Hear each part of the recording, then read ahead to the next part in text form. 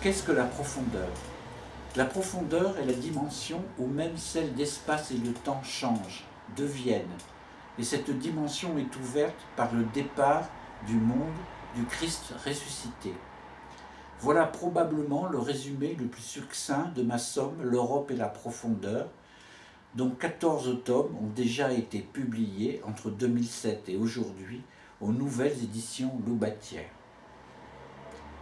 La pensée la plus profonde de ce livre est que le christianisme agit dans l'histoire à la manière d'un nihilisme, ce qu'avait bien vu Nietzsche en son temps lorsqu'il rendait notamment ce christianisme responsable de ce qu'il appelle le nihilisme européen, mais sans aller jusqu'au retournement de l'Apocalypse, par quoi ce nihilisme s'inverse en liberté.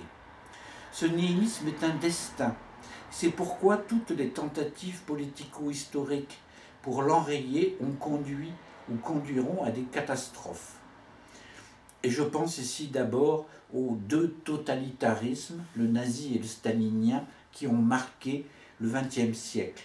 Le premier n'étant rien d'autre en le mouvement d'un kitsch historial qu'une tentative de retour à l'ancien paganisme, ce que Debord, dans sa Société du spectacle, appelle l'archaïsme techniquement équipé, et le second, celle du faire advenir le royaume ici et maintenant, sous la forme de cette société sans classe rêvée par Marx.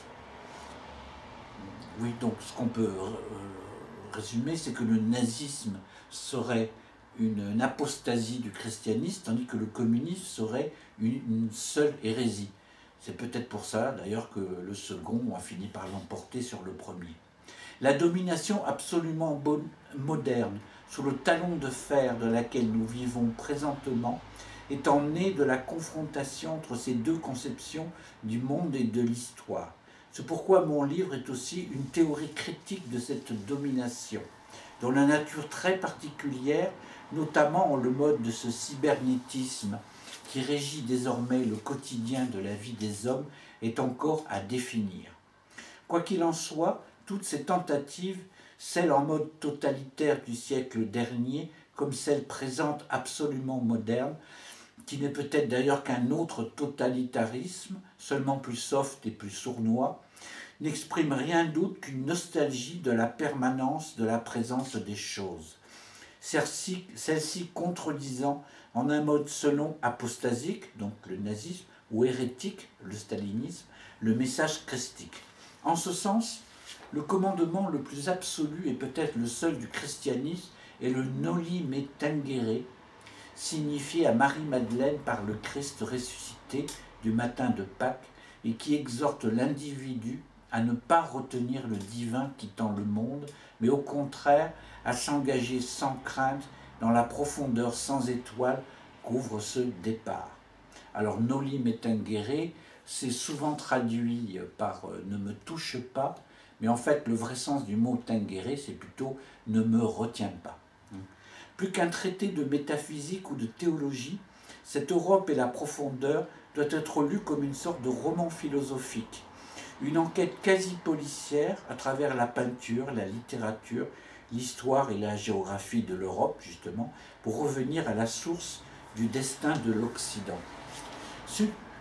Celui-ci est donc pensé à partir de l'événement cardinal du départ de l'homme-dieu et de la détresse fondamentale en laquelle il plonge l'humanité européenne, cette détresse induisant notamment les catégories nouvelles d'espace et de temps qui régissent aujourd'hui encore notre monde. C'est pourquoi, pour ce qui concerne l'espace, ce livre s'inaugure par une analyse de l'invention picturale de la perspective, celle qui a lieu lors du Quattrocento florentin, dont je montre qu'elle n'est rien d'autre qu'une méditation en acte autour du dogme de l'incarnation. Cette invention induit l'envoi d'une guise nouvelle de l'être de l'espace, celui moderne, entre guillemets, où l'étendue prend le pas sur le lieu, ou si l'on préfère, le spatium, c'est-à-dire l'intervalle entre les lieux, sur le topos. Et espace nouveau comme libéré par le retrait progressif du divin du monde, quoiqu'ici en celui de la figure picturalo-christique, celle de ce Dieu qui se dérobe et en un tel dérobement déracine et désenchante. Jusqu'au Christ, le plan de l'entrée en présence des choses était ce plan du sacré, régi par le fantasme pagano-mortifère de l'identité entre les mots et les choses, et plan sur lequel apparaissaient les figures des dieux de ce même paganisme. Mais voici qu'avec la venue en ce monde d'un Dieu de signature, lui, judéo-christique, ce fantasme est dénoncé et ce plan perforé par l'ouverture en lui, suite au départ de cette même figure, de cette dimension inédite de la profondeur, dimension dont le poète Bonnefoy disait qu'elle était la plus humaine de toutes, c'est-à-dire, quoique la plus douloureuse, la seule aussi susceptible de rendre libre l'individu qui accepte de s'y engager sans prémunition. C'est pourquoi aussi, lorsque j'ai dit plus haut que le Christ était ce Dieu qui déracine et désenchante, il n'y a de ma part aucune intention péjorative, étant clair que ces déracinements et désenchantements sont les conditions nécessaires de la conquête par la créature humaine de cette liberté. Ce processus de la mise en place de l'espace moderne a son pendant pour ce qui concerne cette fois-ci la dimension également nouvelle du temps moderne, en ce phénomène appelé par moi la fuite des essences, et phénomène notamment pointé par le poète Hölderlin dans son hymne chrétien, expression qui est peut-être un oxymore, l'hymne chrétien Patmos, qui évoque justement le moment succédant immédiatement au départ de l'homme-dieu. Car les noms depuis le Christ, écrit Hölderlin, se sont fait rêve. Les processus d'un tel dérobement de la vérité des choses qui engendre le cours très particulier de ce temps moderne, à la fois torrentueux et brisé, de tonalité essentiellement élégiaque, qui est précisément celle de la poésie occidentale. Tout se passant comme si, en quittant le monde, le Christ emportait avec lui ce qui, jusqu'à lui, apportait encore quelques garanties ontologiques à la vérité des choses de ce monde, donnait assise et permanence à leur présence, c'est-à-dire leur donner une manière que cette présence soit constante, permanente. Ce qui était dans le fond l'essentiel et comme métaphysique fonction du paganisme, même si cette garantie était acquise au prix d'une sorte de deal avec les démons, et deal que l'homme-dieu a définitivement dénoncé pour ce que celui-ci comportait forcément des effets parfaitement injustes et révoltants, comme par exemple le châtiment des innocents, tel qu'il est médité par Sophocle dans son Oedipe au roi. Par quoi aussi, en passant de paganisme à judéo-christianisme, on passe par le même mouvement d'une conception essentiellement tragique de l'existence humaine à une autre, elle, dramatique.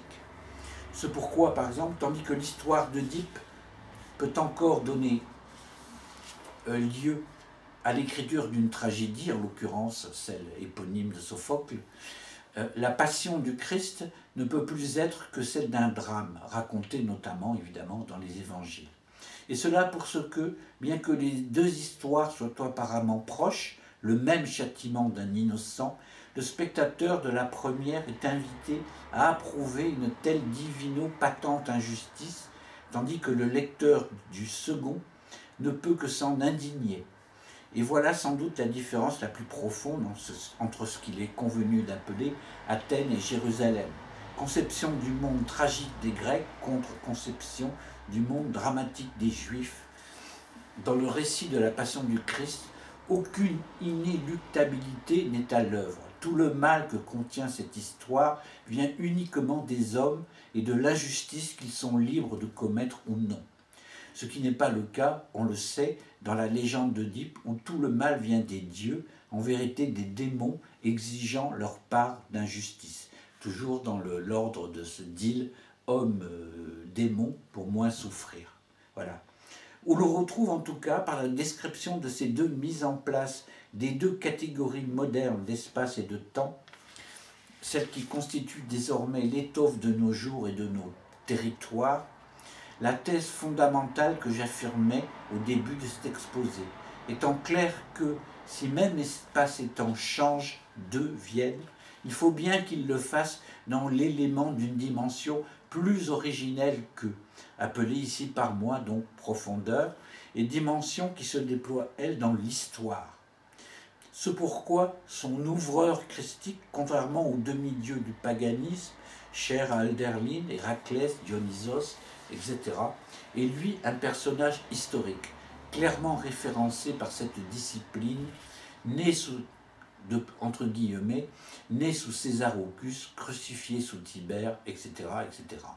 Ce qui n'est pas le cas, on le sait, des demi-dieux du paganisme, appartenant, eux, à un immémorial étranger à toute chronique de type historique et scripturaire. C'est pourquoi aussi une des signatures de l'homme-dieu réside dans ce fait qu'il est celui qui vient pour accomplir les Écritures. Ce qui fait de l'homme à peine identifié sous le nom de Jésus de Nazareth un Dieu de nature essentiellement temporello-scripturaire, alors que ses pendants pagano-grecs appartenaient eux encore au strict registre de l'immémorial et de l'oral.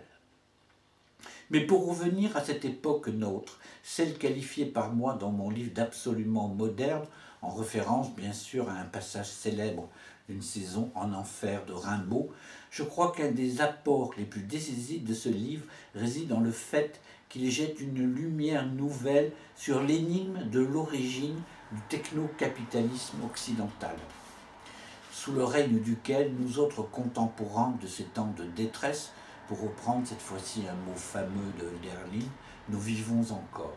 Et techno-capitaliste que je fais venir dans cette profondeur comme rien d'autre que le fruit mortifère d'une hérésie, j'ouvre les guillemets, d'une hérésie très particulière du judéo-christianisme, ou si l'on préfère, d'une résistance au sens ontologico-analytique à ce commandement le plus absolu. Celui donc de se non-retenir du divin quittant le monde. Celui donc de ce noli me tangere qui doit donc être traduit non pas par un ne me touche pas, mais bien par un ne me retiens pas, tangere. Et consigne que ce techno-capitaliste, depuis son apparition au détour de Moyen-Âge et de temps modernes européens, a essayé de tourner, non pas par une apostasie en règle de la religion chrétienne, les premiers capitalistes ayant plutôt été de fervents chrétiens, au moins en le mode de la religion protestante réformée, mais plutôt pour ce que la phénoménologie appellerait l'envoi d'une guise nouvelle de l'être, à savoir celle technico a minima de la calculabilité de l'étang en son entier, en le mouvement notamment de la mise en stock généralisée des ressources tant naturelles qu'humaines, caractéristique, on le sait, de ce même techno-capitalisme. Et guise techno-capitaliste donc de l'être qui permet à ses illustrateurs de donner encore un minimum de garantie ontologique à la présence des choses, même si l'acquisition de la permanence de celle-ci se fait au prix d'une réduction à la simple calculabilité de la vérité de ces choses et de leur réel. Ce qu'exprime notamment l'affirmation du mécanicien quantique Niels Bohr, posant que le réel, c'est le calculable. Tout le reste dans cette perspective n'étant plus alors que littérature ou métaphysique. Le déploiement de cette guise nouvelle de l'être, qui constitue l'essence la plus profonde de ce que nous appelons Occident, à ne pas confondre avec ce que dans mon livre j'appelle Europe, c'est-à-dire la zone spiritualo-géographique touchée par le message évangélique, nous a conduit à une confrontation terminale entre ce que j'appelle dans le 3e tome éponyme de ma somme, l'Empire, c'est-à-dire la conjonction des puissances qui veulent la spatialisation du temps, et le royaume, qui s'efforce lui de faire tout le contraire, préserver la liberté du temps, c'est-à-dire la part de non-garantie et d'imprévisible qui constitue l'essence de cette dimension. Cette situation nous amenant à entrer dans un combat spirituel dont le véritable but est en fait de libérer ce temps par destruction de la clôture antispirituelle qui enserre ce monde en voie de suffocation, non seulement spirituelle mais aussi physique, dans le mode environnemental par exemple de ce fameux réchauffement climatique qui en vient à menacer jusqu'à la survie même de cette humanité. Finalement, le réchauffement climatique, ce n'est qu'une métaphore de la nature pour exprimer cet enserrement dans une clôture de notre vie spirituelle. Théorie critique de la présente domination, mon livre apporte une strate nouvelle à toutes celles qui l'avaient précédée. Celle en mode encore économiste de Marx, voilà, qui lui, c'est le Capital, en fait, qu'est-ce que c'est? C'est une analyse de la domination, mais une analyse encore économiste, trop économisée. Comme celle philosophique de Heidegger, ce qu'il appelle la volonté de volonté, qu'on peut mettre d'ailleurs en perspective avec la volonté de puissance de Nietzsche. Sauf que, tandis que Heidegger donne un sens négatif à cette volonté de volonté, Nietzsche au contraire la célèbre, célèbre la volonté de puissance des choses. Mais strate, elle, de nature théologique. Voilà, c'est l'apport de mon livre. Par l'introduction dans le cours de la rédaction de mon grand récit, s'opposant pied à pied aux petits traités composés par les auteurs contemporains, tous peu ou prou les idiots utiles, voire les créatures de la domination du concept d'Amalek. Alors qu'est-ce que c'est Amalek?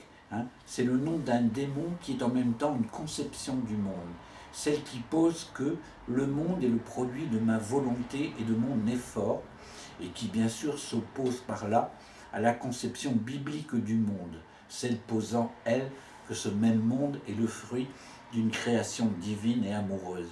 Alors ça peut sembler extrêmement abstrait, mais si mon lecteur, ou plutôt mon spectateur, y pense profondément, il verra que la pensée de type amalécite est en fait comme l'hymne national de la modernité.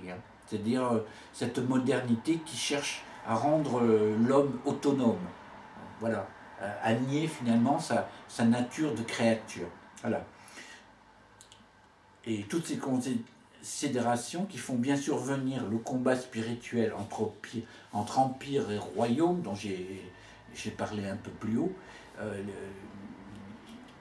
comme également un combat philosophique ou métaphysique ou théologique opposant les partisans de cette conception amalécite qui ne peut que conduire à la reconstruction d'une autre tour de Babel, celle absolument moderne et mondialisée d'où nous voyons aujourd'hui partout les prémices, à ceux d'une pensée de type, elle, royaumaire, illustrée par tous ceux qui se refusent obstinément à apporter le brick au chantier d'un tel édifice, dont le véritable but, en vérité, de s'opposer à toute liberté humaine. Celle dont nous a justement fait don le divin, en se retirant du monde et en un tel retrait, en ouvrant la dimension nouvelle de cette profondeur, qui est donc celle, avant toute autre caractéristique, de cette liberté même. Voilà. La profondeur, il est difficile de s'engager dans cette profondeur, mais c'est aussi le seul moyen pour l'individu de gagner sa liberté, au travers, bien sûr, de beaucoup d'épreuves. En ce sens, mon livre se veut un ouvrage essentiellement pratique, une sorte de manuel de survie au temps du nihilisme achevé, et dont l'un des mérites consiste à décrire sans illusion, mais sans désespoir non plus, les temps qui sont les nôtres, en dessinant les contours de détresse maximale, mais en indiquant aussi les chemins qui pourraient nous conduire vers leur sortie et un redressement. C'est pourquoi également, une de ces caractéristiques dont certains de ces lecteurs ont pu s'étonner, consiste à réaliser ce mariage entre des considérations métaphysiques ou théologiques, parfois assez pointues, et d'autres qui, elles, relèvent de la vie la plus ordinaire, voire même des débats qui animent l'actualité la plus futile médiatique. Son auteur ayant toujours pensé qu'un livre qui ne cherchait pas à opérer dans son siècle sien, et aussi subtile et pertinente que soient ses analyses, était vain et stérile, en un mot, insignifiant. C'est pourquoi aussi, rien n'empêche de lire cette profondeur comme le grand récit d'une nouvelle aventure arrivée au sens lui-même, en le mouvement du développement de sa spirale stellaire et fuguée. C'est en tout cas ainsi que son auteur, qui ne se veut ni un philosophe, ni un théologien, ni même un littérateur, seulement un scripteur, a vécu sa rédaction océanique et heureuse. Merci.